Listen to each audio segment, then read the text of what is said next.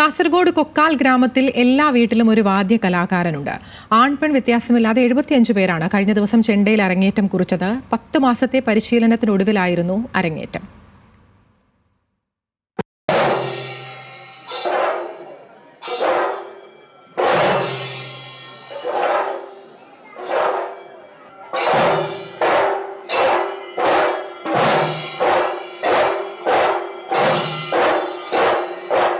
ആൺപെൺ വ്യത്യാസമില്ലാതെ അവർ 75 പേർ കൊട്ടിക്കയറി.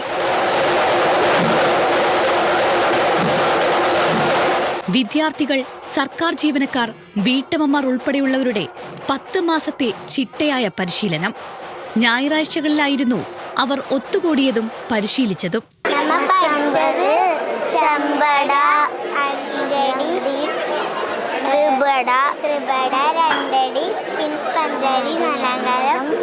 ഒരു 10 മാസക്കാലം ഇതുമായി ബന്ധപ്പെട്ട് നമ്മുടെ ഗുരുനാഥൻ വിശ്വനാഥൻ സാറ് മുന്നോട്ട് പോകുന്നത്. അതുപോലെ Shanmukha Kokkal arts and sports ക്ലബിൻ്റെ നേതൃത്വത്തിലാണ് ഈ ചെണ്ട പരിശീലനം ഇവിടെ ഉണ്ടായത്.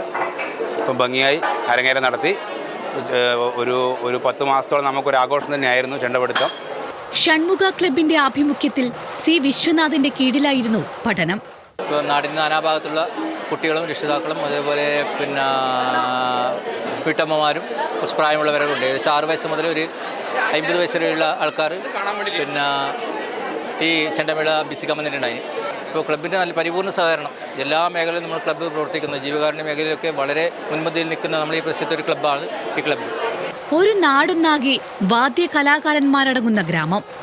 ഓരോ വീട്ടിലും ചെണ്ട കൊട്ടാൻ അറിയുന്ന ഒരാളെങ്കിലും ഇപ്പോഴുണ്ട്. കൊക്കാൽ നിവാസികൾ ഒടുവിൽ അവരുടെ ലക്ഷ്യം പൂർത്തിയാക്കി.